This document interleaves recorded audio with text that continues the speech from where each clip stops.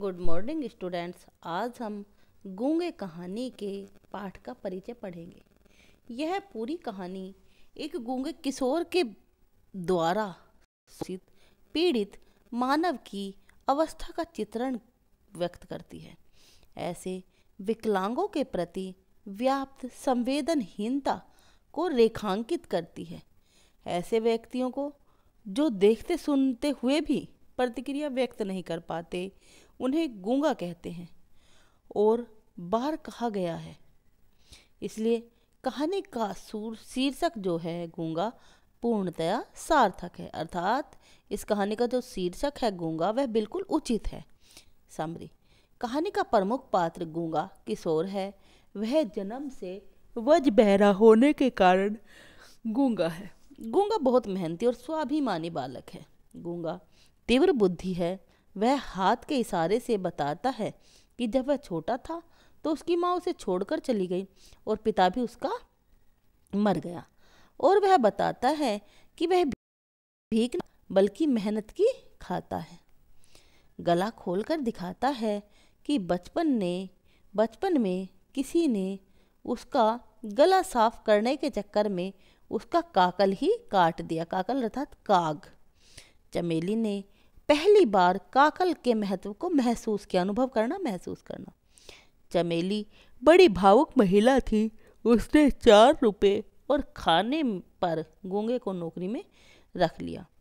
पड़ोसी सुशीला ने उसे सावधान किया कि बाद में पछताओगे। मतलब सुशीला ने उससे कहा कि इसे नौकरी पर मत रखो, अन्यथा तुम्हें पछताना पड़ेगा। परंतु चमेली फिर भी उसे नौकरी पर रख लेती है। उसने बताया कि उसके जो फूफा हैं वह उसे बहुत मारते हैं, इसीलिए वह वहाँ पर वापस नहीं जाना चाहता और उससे के जो फूफा हैं वह उससे पल्लेदारी करवाकर पैसा कमाना चाहते हैं और उस पैसे को खुद ले लेना चाहते हैं। एक दिन गूंगा भाग गया। सबका खाना खाने के बाद गूंगा घर आया। उसने हाथ के इशारे से खाना मांगा तो चमेली बहुत गुस्से में थी। उस समय उसने गूंगे को रोटियां हाथ में न देकर वे रोटियां उसके सामने फेंक दी। पहले तो गूंगे ने उन रोटियों को छुआ नहीं, लेकिन फिर ना जाने क्या सोचकर उसने वे रोटियां वापस ले ली। फिर तो गूंगा अक्सर घर से भाग जाता था। एक बार चमेली के पुत्र बेटा वसंता ने कसकर गूंगे को एक चपत जड़ दी, चांटा मार दिया। गूंगे का हाथ उठा, फिर न जाने क्या सोचकर वह रुक गया। उसकी आंखों में पानी भर आया और वह रोने लगा। चमेली के आने पर वसंता बताता है कि गूंगा उसे मारना चाहता है। आगे गूंगा सुन नहीं सकता, पर चमेली की भाव से उसे सब कुछ समझ में आ जाता है। चमेली ने गूंगे को मारने के लिए हाथ उठाया तो गूंगे ने उसका हाथ पकड़ लिया गूंगे ने चमेली का। चमेली को लगा जैसे उसके पुत्र ने ही उसका हाथ पकड़ लिया हो। उसने घृणा मतलब नफरत से अपना हाथ उससे छुड़ा लिया। उसने सोचा कि यदि उसका बेटा गूंगा होता तो वह भी ऐसे ही कष्ट उठाता।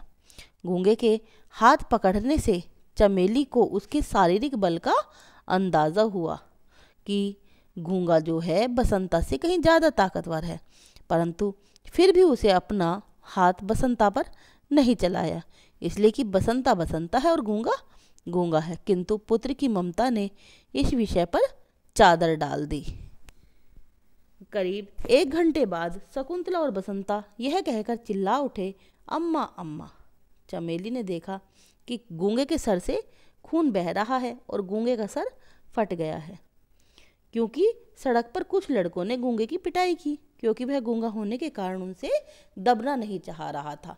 अगर जब वह उनसे दबा नहीं तो उसने विरोध किया तो उन बच्चों ने उसका सर फोड़ दिया। दरवाजे की दहलीज पर सिर रखकर वह कुत्ते की तरह चिल्ला रहा था। चमेली चुपचाप देखती रही। चमेली सोचती रही कि आज के दिन ऐसा कौन है जो गूंगा नहीं है। गूंगा भी स्नेह चाहता है, समानता चाहता है। अर्थात बच्चों, इस कहानी में बताया गया है कि आज के समय में भी मनुष्य का न जाने कितने प्रकार से शोषण होता है और हम सब भी गूंगे की भांति न जाने कितने ही अपराध चुपचाप सहन करते रहते हैं। धन्यवाद।